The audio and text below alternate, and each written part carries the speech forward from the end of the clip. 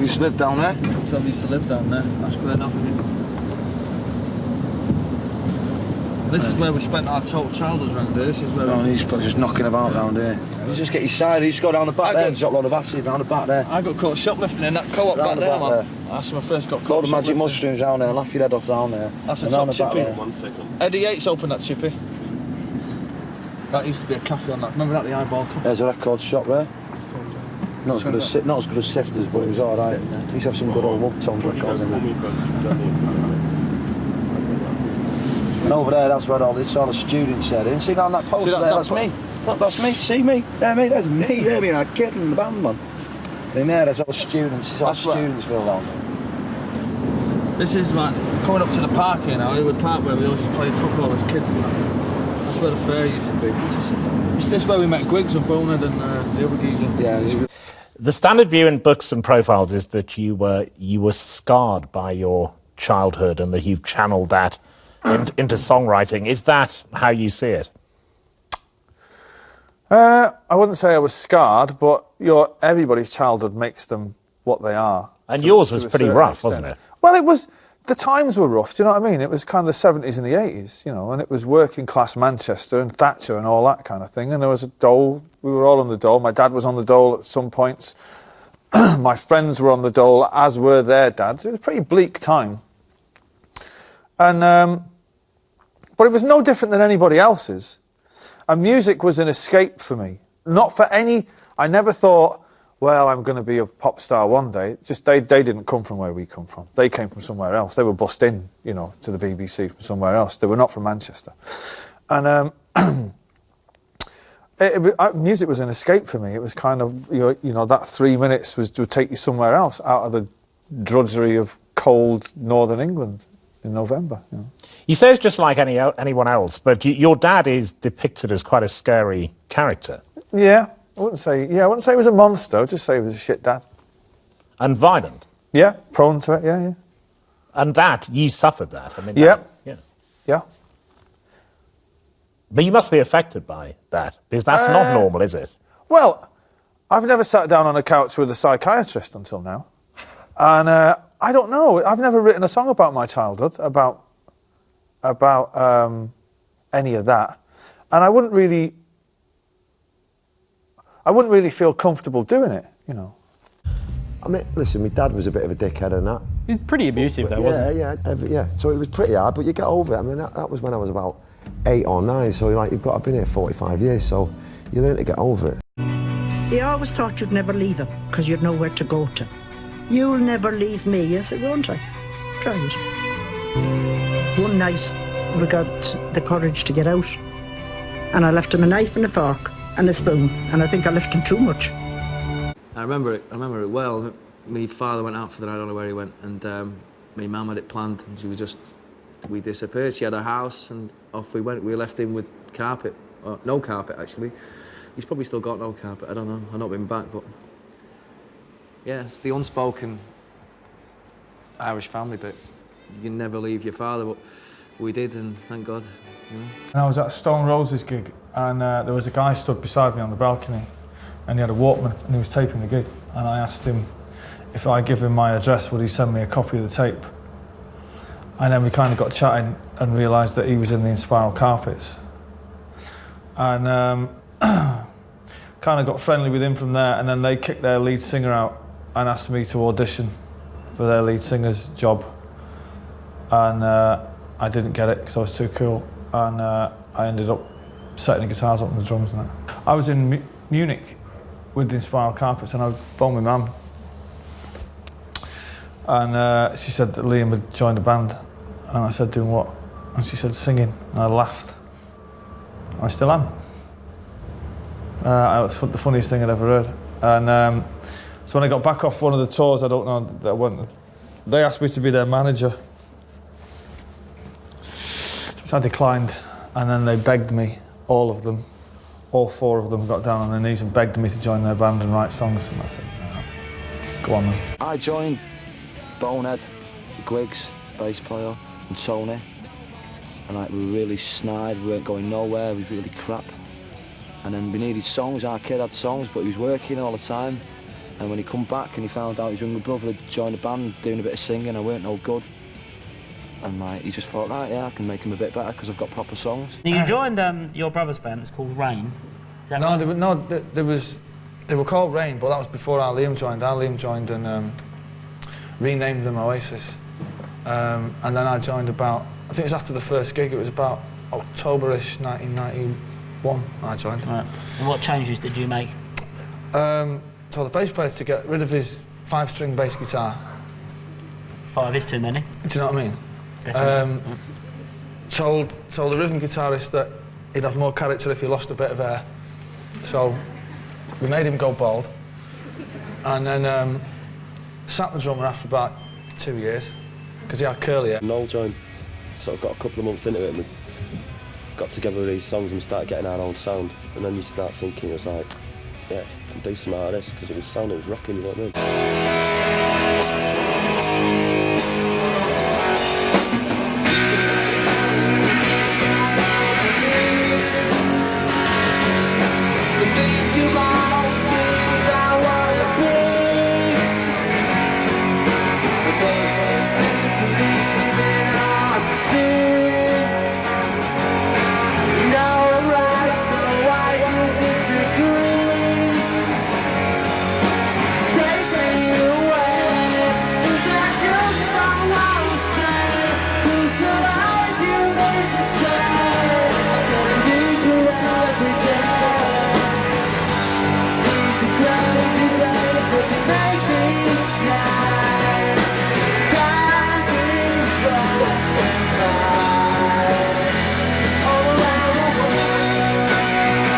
Your first gig in Scotland?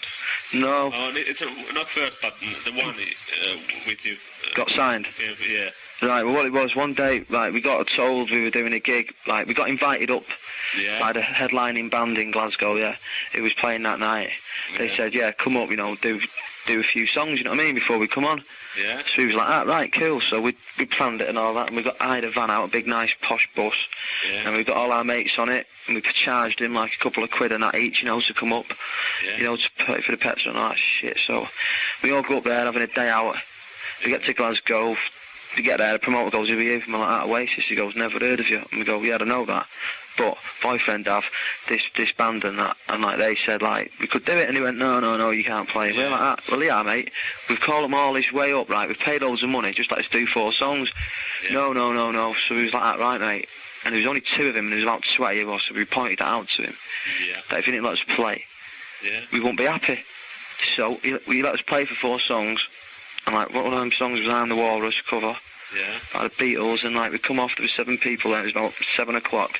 And Alan McGee was there and he said, you want a deal? And I went, yeah.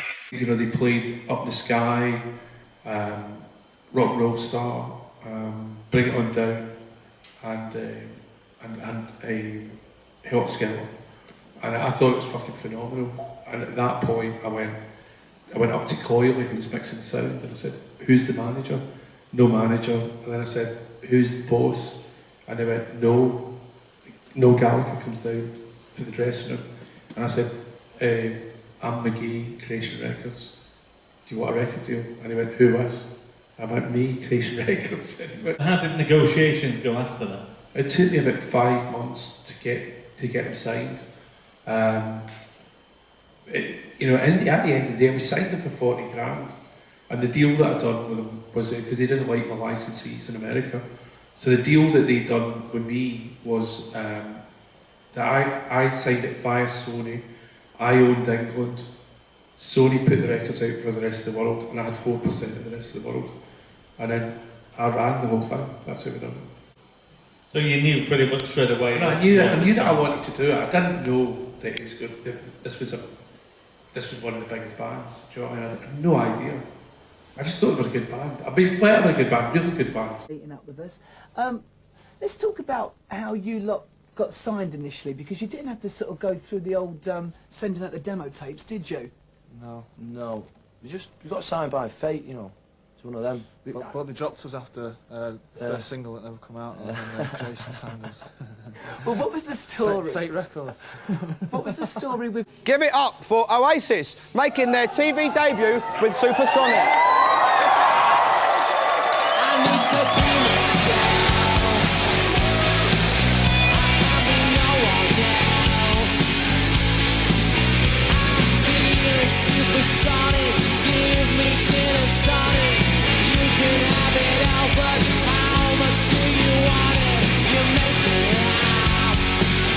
What was it like getting booked on The Word as your first TV performance? Well, at this point, we were... So what year was that? 94. Right, so we've been rehearsing, like, literally 5 nights a week for 3.5 years. We were brilliant live. We were amazing. Definitely Maybe, the name of your album. The songs on it, where would you say they're coming from? Most of them are about escaping and just having a good time. Some of them are about being on your own and not having a good time. This is coming from wherever they're coming from. I don't know. Sort of. It's just about. I mean, I don't know. I don't really understand it. I mean, I wrote them and I don't understand it. But people, I mean, they mean whatever they mean to whoever's listening. I actually thought when we was in Mono Valley that it sounded all right. But of course, I'd never actually heard the band live because we were always on stage, and he was going, "It's just not right," you know. And Alan McGee was going, "It doesn't sound like you lot." So we were sort of taking their word for it. Really. 5 lads again, down to a studio. You got a couple of weeks in there, big studio, river running through it. So it's amazing. Going to sound great, and it didn't. After a couple of weeks of deliberations, they decided to basically start it all again. I'll always respect McGee for that. He just said, "Look, fucking go and do it again." And we were like, "You sure?" He was like, "Just go and do it again because you've got to get it right."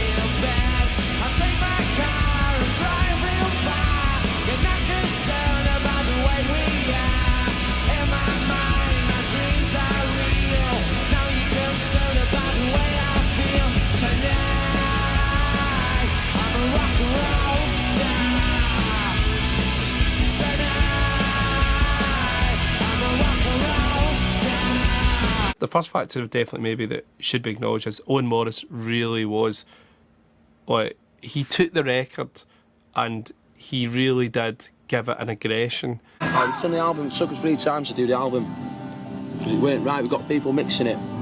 We've got a producer there who's produced the Kinks and that. They weren't right for us, you know what I mean, like that day. So we went and spent loads of money, decided he weren't right, sacked him, got another engineer in. He was alright, he really couldn't mix it and that, you know what I mean? So we sat that cunt and then we had to do it like 3 times, spent a lot of money on it, but it was right, because we wanted it right. We were out touring and we would be in the back of the van and the cassettes would turn up by courier from like our office, and it'd be mixed a slide away, and we'd all stick it on. And it's the only time we've actually given something away to mix and not been involved in any of the mixing. And he sent it back and we were just going, fucking that's it. That's it. The first I ever heard was a tape, and amazing. Owen just smoothed it all out really. It still had that rawness, but that kind of professional touch to it as well.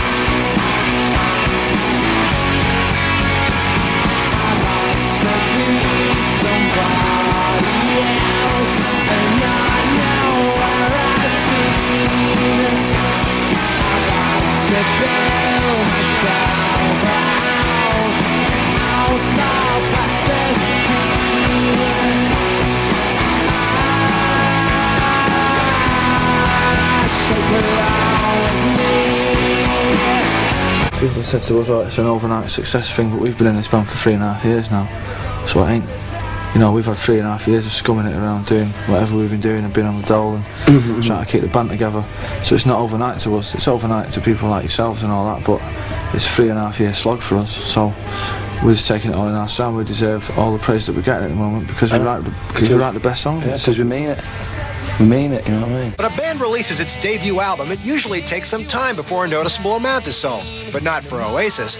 This British band's debut album, titled Definitely Maybe, sold 500,000 copies in the UK in just 2 days. Well, it's in the Guinness Book of Records now. It's the fastest debut album of all time. And when you think that means of all time, that means faster than the Beatles and stuff like that. And it's quite proud of that. Got the best songs. So, bound should do. I'm not surprised by anything, we're the best band.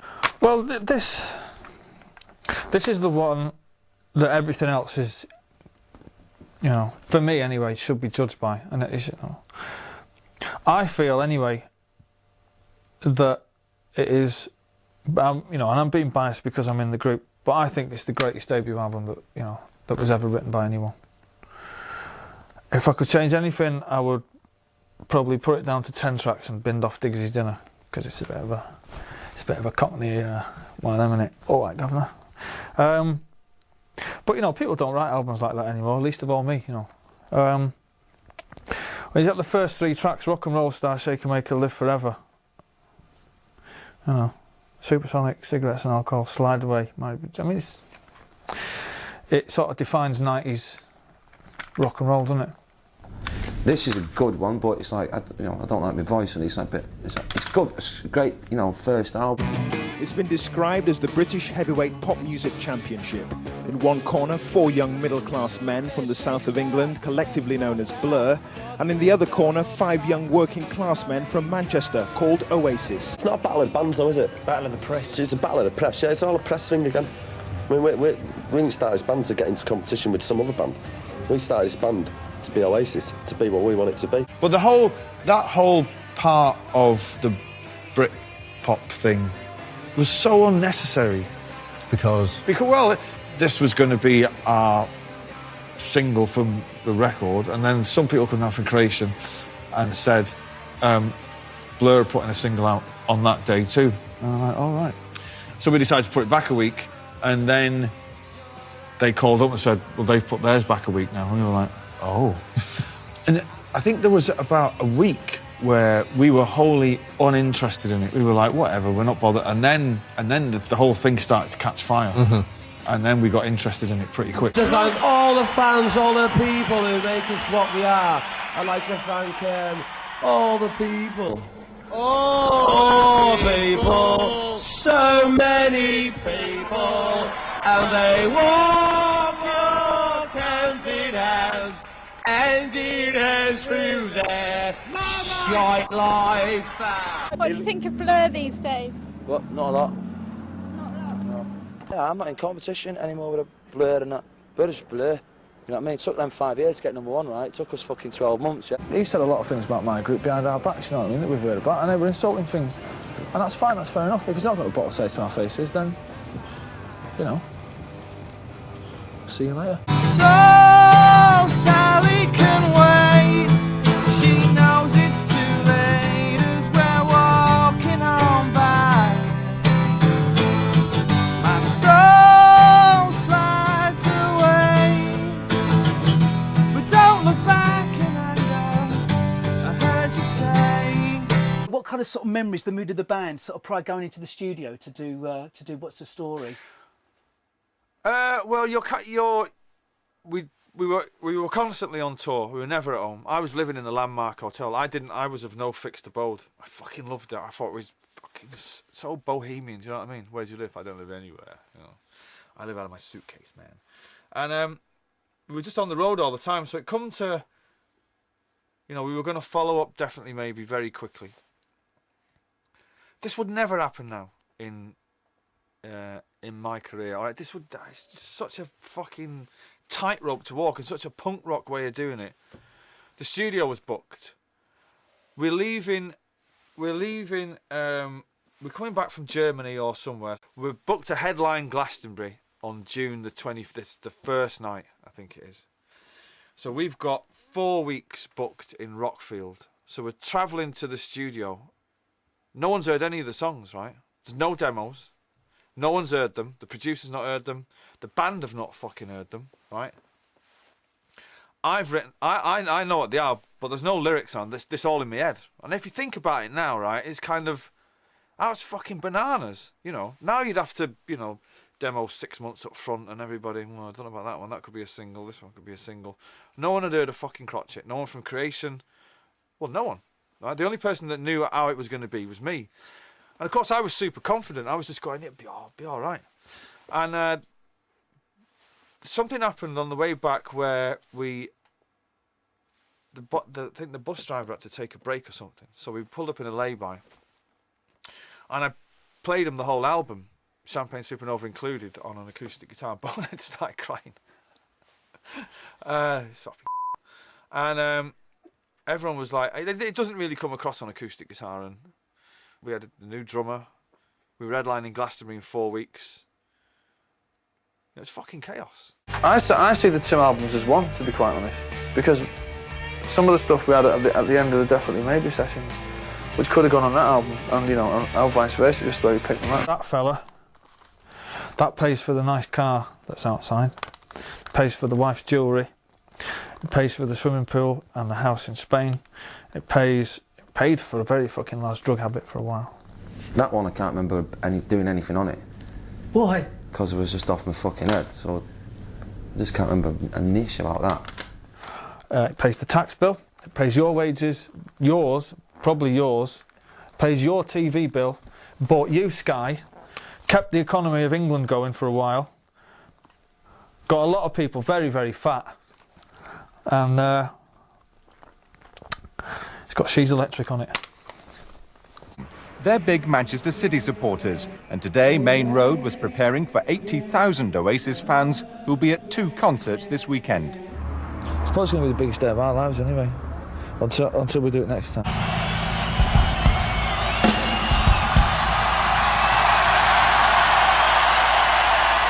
Good evening, Manchester! It's always an idea to play Main Road. I mean, you had it since kids or something? Yeah, definitely, yeah. Somebody could write a book about that gig because, honestly, it's incredible.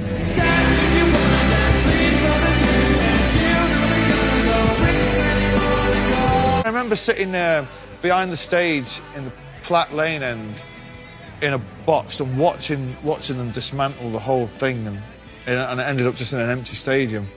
And I wasn't really thinking of anything in particular. I was just kind of taking the moment in, you know what I mean? But they were great, amazing times, amazing gigs, and you know, it'll never be repeated.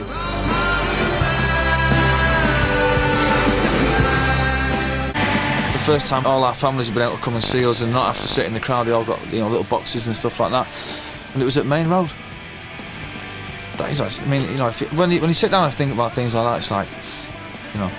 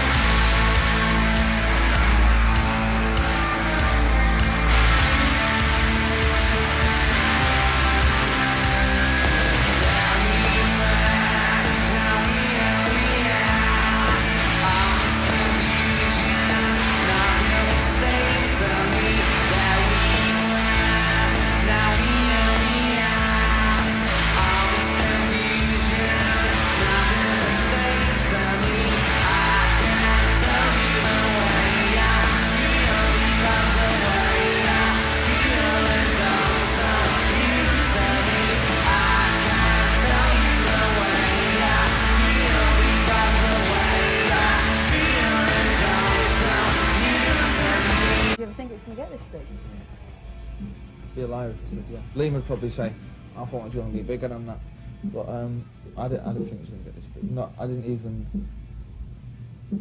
know, nobody thought that one day we'd have sold 10 million albums and we'd been playing to 250,000 people over 2 days.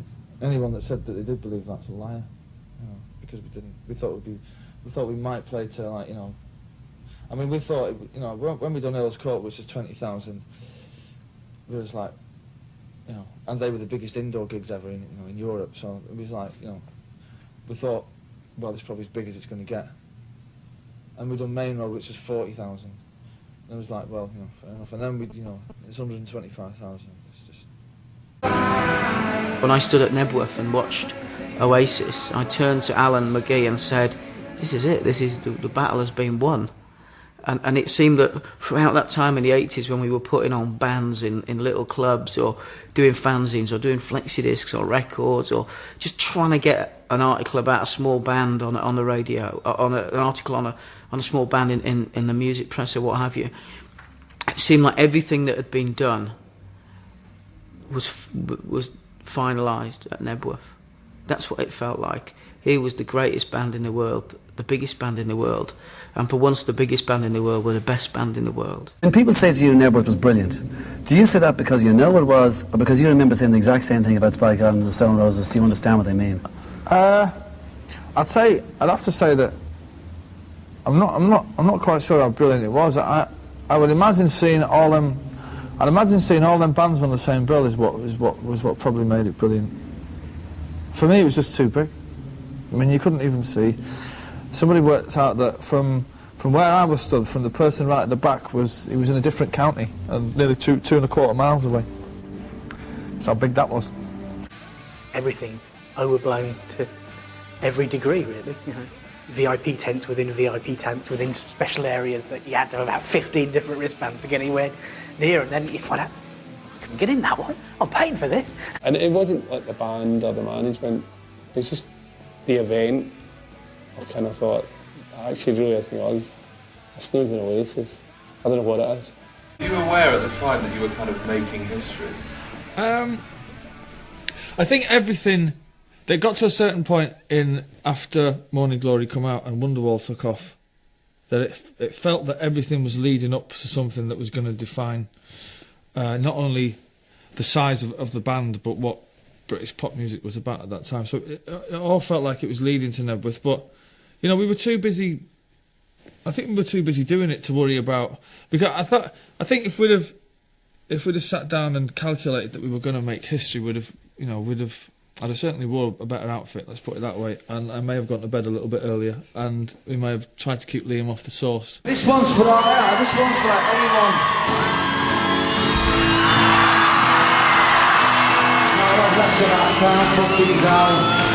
Is your mission still to be the biggest band in the world? Well, we sort of, yeah, it is. I mean, yeah, it is. But we, you know, on the 6 weeks leading up to Nebworth, I mean, we'd sold more records than anyone else, and we're doing bigger gigs than anyone else, and played more gigs. So after sort of Nebworth, we were the biggest band in the world.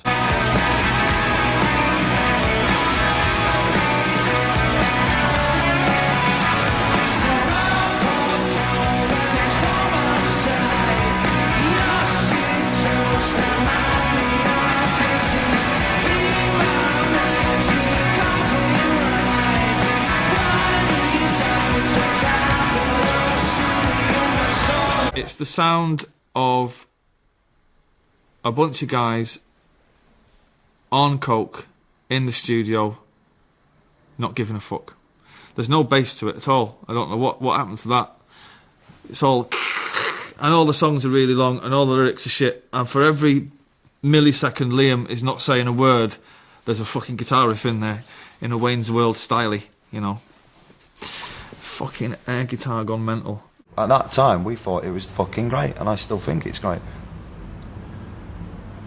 It just wasn't Morning Glory, and I'm sick of these people going on about definitely maybe, fuck definitely maybe. It's over, you know. Fuck Morning Glory, it's over. With the whole Be Here Now, do you ever listen to that and go, actually, there's some good tracks on that? No. You know what I mean? Whatever I had was lost, or I was losing it, and I think that's the full stop of Britpop. Do you think you should have done Master Plan as an album? Yeah, of course. That's the one regret I have as a songwriter. If that would have been our third album, it'd have been a different story completely. Be Here Now was the fucking, right, we were up there, we were this band and that, we were fucking tabloid, there was chaos going around, and it come out in the music. Although the record itself is not my favourite record, and although I've kind of dragged, do you know what I mean, back a little bit. That tour that we did to promote that album is the best time I've ever had on a tour, even though it was chaos. To tour as the biggest band in the world is fucking something else. And, you know, to go to every single airport in the world and have 500 TV cameras waiting for you. Although at the time you don't realise it, it's an amazing thing, do you know what I mean? And we had to speak to all the people who were on that tour, but I had a great time. I loved the scale of it all. I phoned Griggs up in the weeks after he left by fax, by the way. Now, how 80s is that? What? Fax? Yeah, left by fax. That's old school, man. Yeah, seriously. And I used to call his missus. Did you have a fax, or does your management company have a fax? Somebody just showed me the fax, right. You know. I remember phoning his missus, right, and I knew there was something when on the third time I'd called, and she said, he's at the shops. And I was like, look, Ruth, I know that boy. He's too mashed up in his own brain. He's too out of his head on to even contemplate going to the shops. Certainly he's not been there 3 days on the spin. What's he saying? No, he's at the shops, he called me when he gets back, and I was like, you know what, I'll take that as a goodbye then. And that was that. And Bonehead, we were supposed to make up for doing the DVD, Definitely Maybe, and he bottled out at the last minute, because he thought, he'd sent word, he said, I'm not getting involved in any of that reunion. He thought we were all going to have a group hug. Oh, bliss. And we was like, get to oh, bliss. I don't know, but, you know, I hold no grudges against any of those cats, you know what I mean? Oh, man, they're sharing a big part of your history, you know? Oh, they were all... The people think... I wouldn't be in the band if it wasn't for them. This cover we're looking at is from the 14th of August 1999. As you can see from the headline, Oasis exclusive, Bye Bye Bonehead.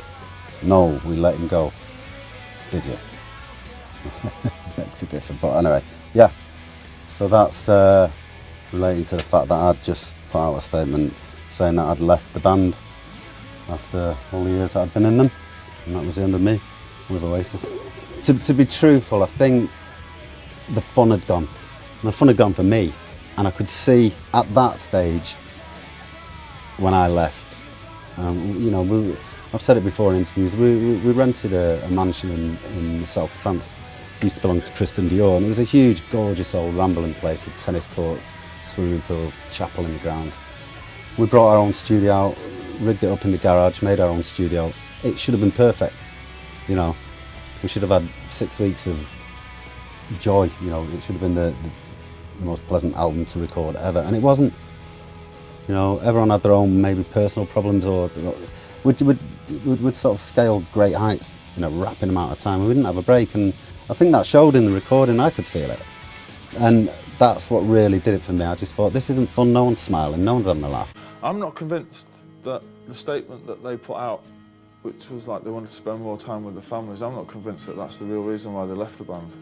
I haven't spoken to them since they left. Sure that there's deeper reasons than they're willing to admit, but when they tell me, I'll tell everybody else, but as it stands today, I haven't got a clue why they left, really. I'm not sure whether they planned it or not, because they all sort of came to France, done their bits on the album, which would ensure that they got paid for anything that we make, any profit that we make on the album, and then they decided to leave. So now we've got to go around the world and promote it for a year, and they just sit back and take the money, which I'm a bit pissed off about. Pay no illusion, try to clink with what you got, and taste every potion, cause if you like yourself a lot, go let it out, and go let it in, and go let it out. So this time, I knew that I wanted to have a break, a year off.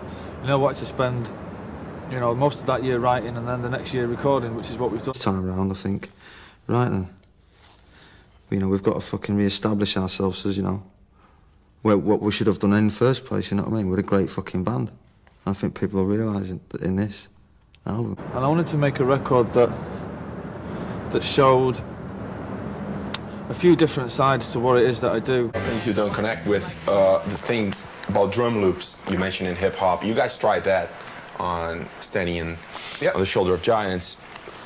And you didn't quite like it. So what's the thing? How do you reconcile?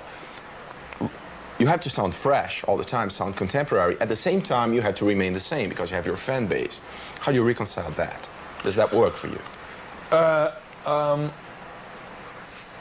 Well, we just try to be true to ourselves more than anything. We're not really concerned what the fans think, to be honest. Can't record records like that. We're not really too concerned about sounding contemporary either. We have to, first and foremost, the 5 people in the band have to love it. And if we love it, then we're pretty much certain that a certain percentage of our audience will love it. Some of them won't like it, you know, but a lot of them will. But we just make music for us.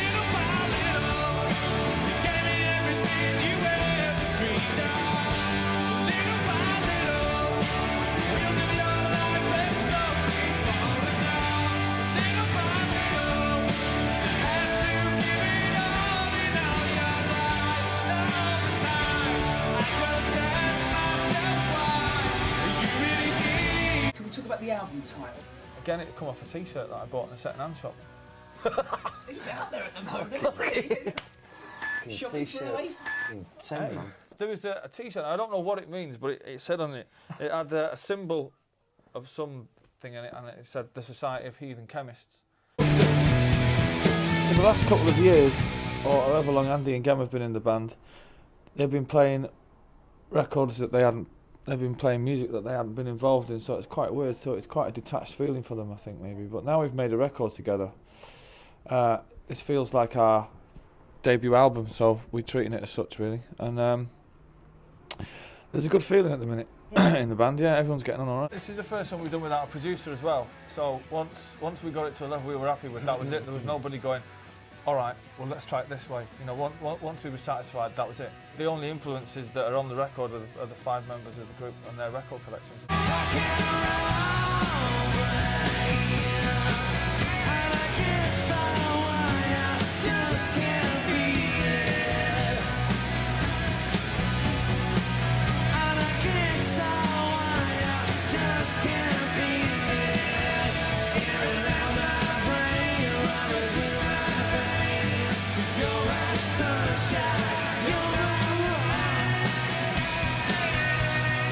Don't Believe the Truth is their 6th studio album and has been described by Oasis as a glorious rebirth, as the boys claim it's been 10 years since one of their albums dramatically changed the musical landscape. We finished touring the last album in the beginning of 2003. We knew we were going to be having a year off, but almost from that moment there were demos. It's good, man, I'm having it. There's some nice little numbers on there for the ladies, and there's some out and out rock and roll songs on there.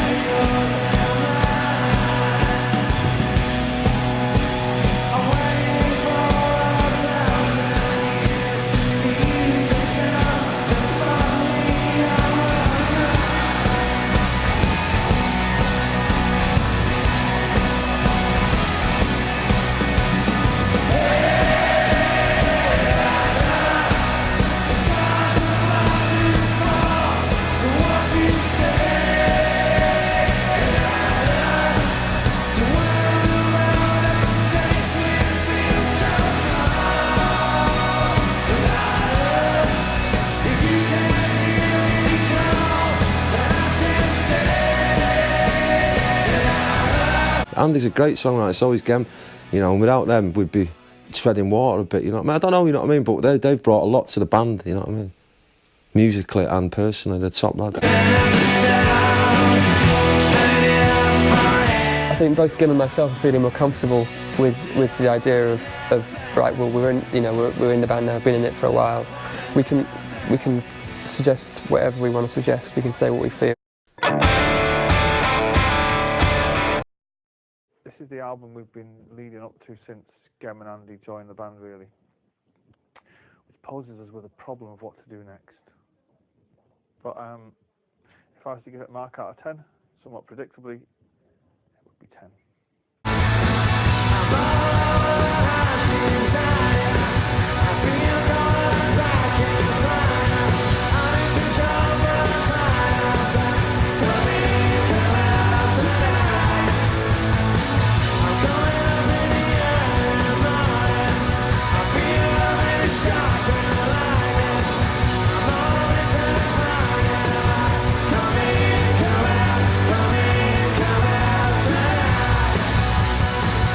Everything about it is very exciting. The fact that we only did it once is a big plus, because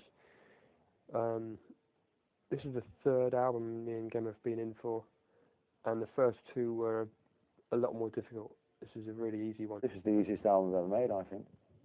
Sort of just happened. Well, it did for me anyway. I'm sure it might have been an uphill struggle for some people.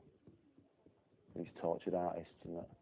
But it was easy for me, man. I just went in and done my bit and had a drink and got off. We were, as Noel says, we were due an easy one. I kind of feel like a bit of a mug, really, for co-producing all those records myself for all that length of time.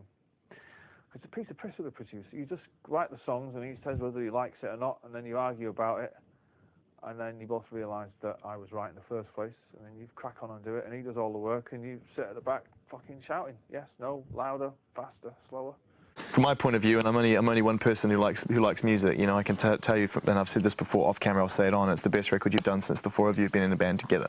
Yeah, I think so, man, nice one. We've finally got the method together, I think. What is the method, Andy? What do you think, what changed? Our method is Abbey Road.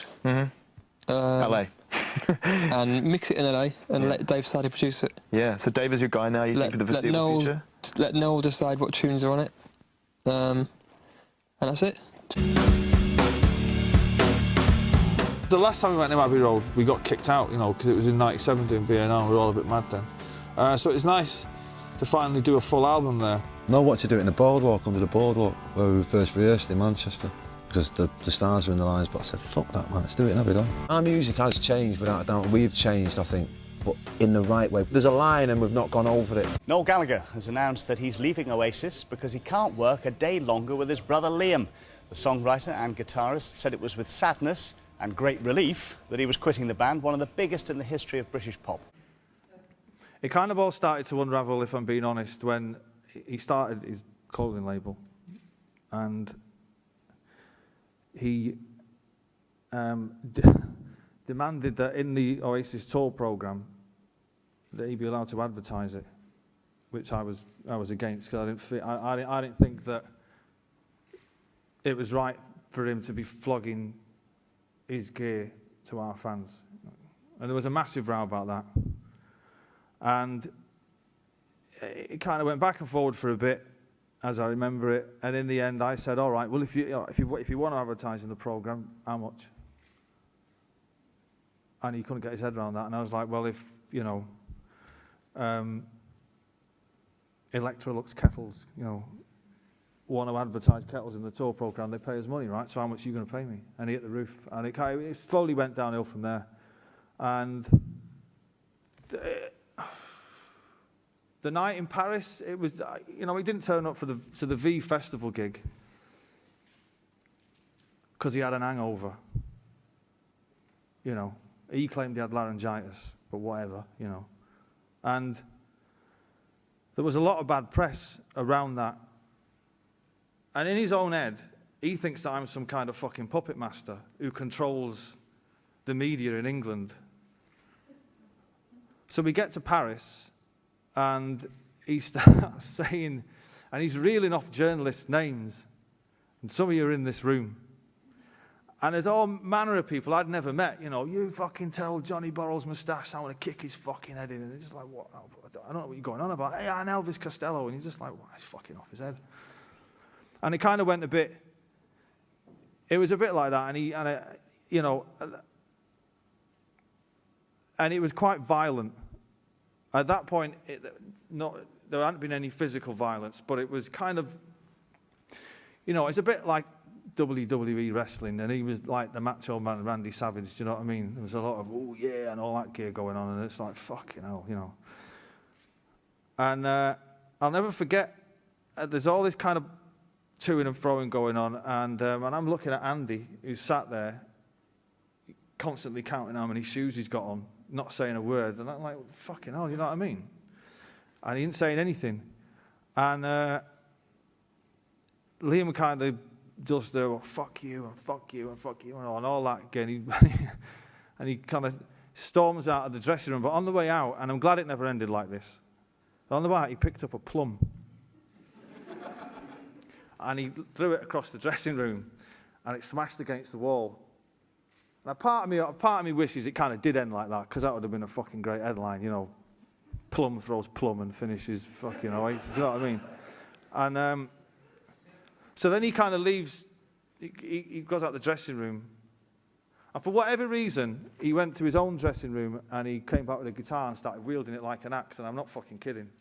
And I make light of it because it's kind of, you know, it's kind of what I do, but it was just it's a real unnecessary violent act, and he's swinging this guitar around, and he kind of, you know, he nearly took my face off with it, you know, and it ended up on the floor, you know, and I put it out of its misery, you know, and then I said, you know, well, look, there was people who were in the band not saying anything, kind of looking the other way. It wasn't even a big dressing room, do you know what I mean? We were all involved in it, and nobody was saying anything. So I was like, you know what? I'm fucking out of here. Can you just take us through, leading up to the big argument backstage in Paris, which saw the end of OASIS? There was a lot of stories sort of coming out about me, and I'm thinking, yeah, how was all this getting out here? And it was a source said, so there was all of a sudden, there was a lot of people from these national papers backstage sipping champagne and that while writing dodgy stories about us and that, and I'm thinking, this ain't quite right. Anyway, we're on the train to Paris on the Eurostar, and he's filling them in again, giving it all this, oh yeah, this is what we got up to last night and all that. So we were having a couple of drinks and stuff. We get off the train and we go to the gig, and I confront him with it. I said, look, I said, you better stop bringing all these people backstage who are writing naughty stories about us. And he's going, oh, blah, blah, blah. And then it all kind of kicked off from there. But it was coming, you know, it wasn't just a flippant thing. This thing had been happening, it had been brewing for quite a bit.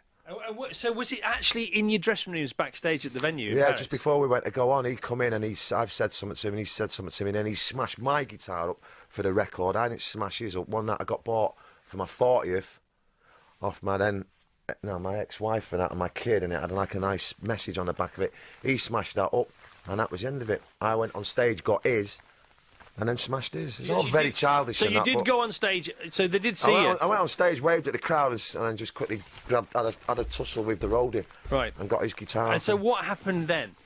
And then I come back, we had a bit of a scrap, and then I told him a couple of things, and he said a few things to me, and then he clicked his fingers, got his big security guard to drive off.